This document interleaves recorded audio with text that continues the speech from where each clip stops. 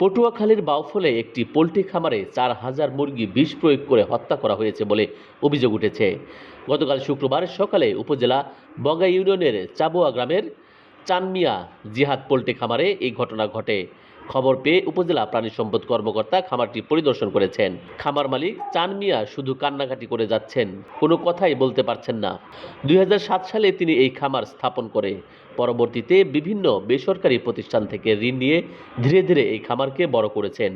দীর্ঘদিন শান্তিতে ব্যবসা করতে পারলেও সাম্প্রতিক সময়ে তার ভাই আমির মাস্টার ও ভাতিজা বরকত খামারের জমিতে তাদেরও জমি রয়েছে বলে দাবি করেন এবং চানমিয়াকে খামার সরিয়ে নিতে চাপ দেন।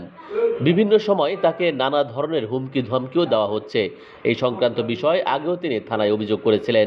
গতরাতে ভাই আমির ও তার ছেলে বরকত তার খামারে বিষ ছড়িয়ে দিয়েছেন বলে অভিযোগ করেন তিনি।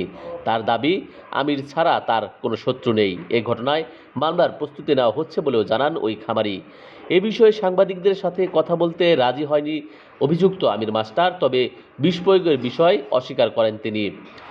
উপজেলা প্রাণী সম্পদ অধিদপ্তর জানিয়েছেন, প্রাথমিকভাবে ধারণা করা হচ্ছে ওই খামারের মুরগিগুলোকে বিষ জাতীয় কোনো পদার্থ অতিরিক্ত মাত্রায় দেওয়ার কারণে মারা গেছে। বাকি যে মুরগিগুলো জীবিত রয়েছে সেগুলো অসুস্থ অবস্থায় ঝিমোচ্ছে।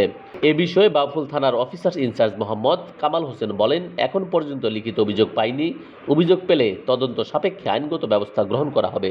News desk, ITV Bangla.